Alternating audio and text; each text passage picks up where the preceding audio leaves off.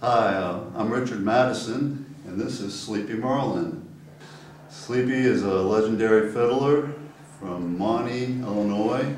Moved to Carmi, Illinois, and he got to work with some of the top musicians in the country.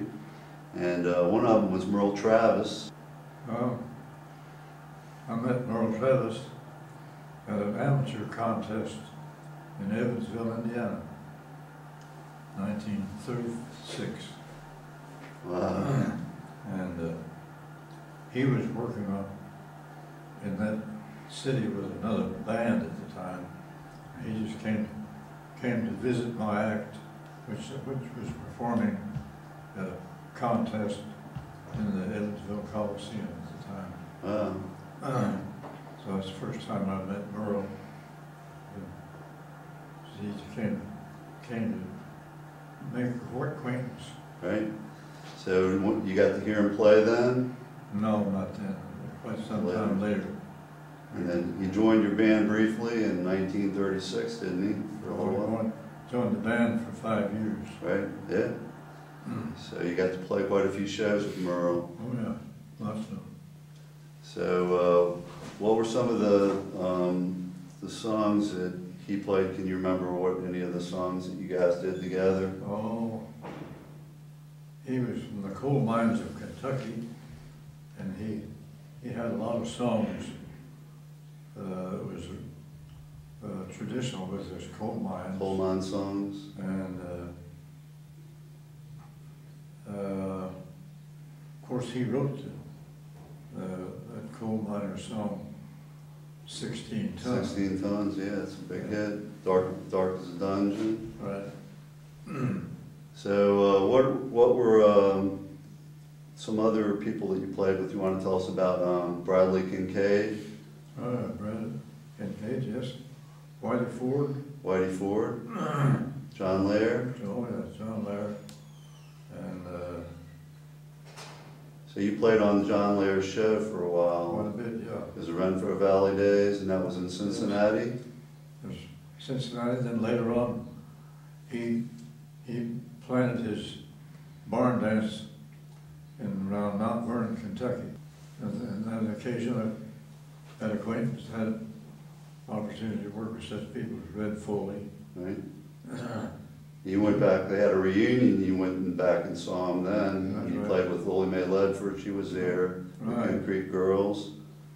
So you knew John Laird for many It's years. the 25th anniversary of his show, had that at the Kentucky State Fair.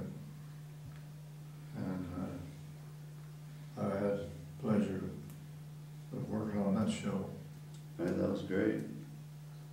So tell me a little bit about the fiddle competitions you were in. You played at the Kentucky State Fair quite a few times. Kentucky State Fair was promoting the National Fiddle Championships.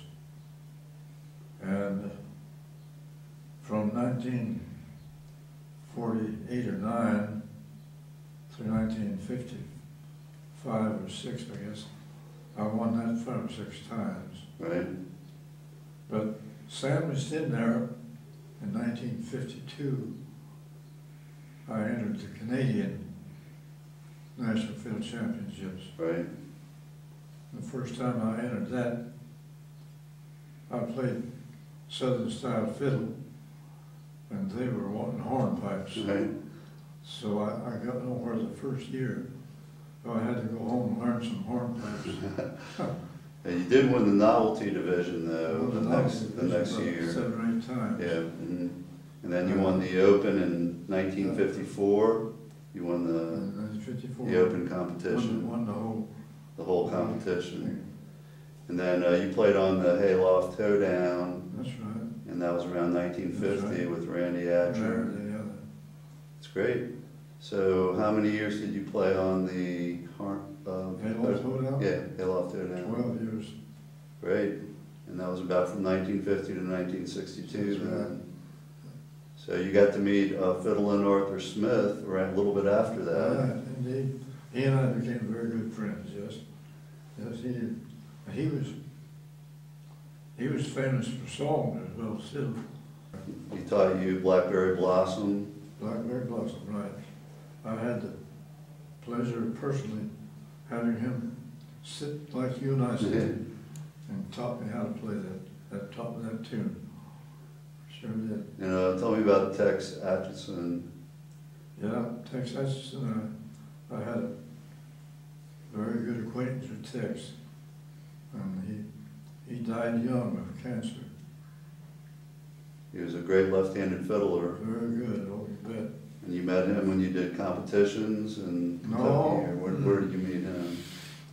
No, I met him after he had left the National Barn Dance and went to California. He worked out there and worked with Gene Autry Right. for a long time. And when it come time to retire, he moved back to Kentucky, and that's when I got acquainted with him. And you went to, you were judges at fiddle competitions. Yeah, he and I, we toured Kentucky one year judging county fiddling contests. So you got to know Cowboy Copus when you did that? Cowboy Copus and I worked together on the same station for several years, WLW. And there was Natchy the Indian there then too? You never got to meet him? He came and went. He came? We didn't see him on too many long periods. And that was a show that you got to do something with Red Skelton, right? Came to what? You did a show with Red Skelton on that? Was that? Yeah, I was in part of the crowd when we were welcoming this new entertainer to show business, to radio. He was a nightclub entertainer, and we had him audition for WLW in Music Hall in Cincinnati. And of course, a cast of 60 or so people formed a half circle around this stranger who's coming in to entertain us. And he did his impression of a woman going through the routine of taking a bath. And it wasn't until after he had got his show on done and applause and everything that they even told us who he was. Well, do you have any jokes you want to tell us? You got any good? Oh. You're famous for your jokes and your wit. I don't think so, not on the spot.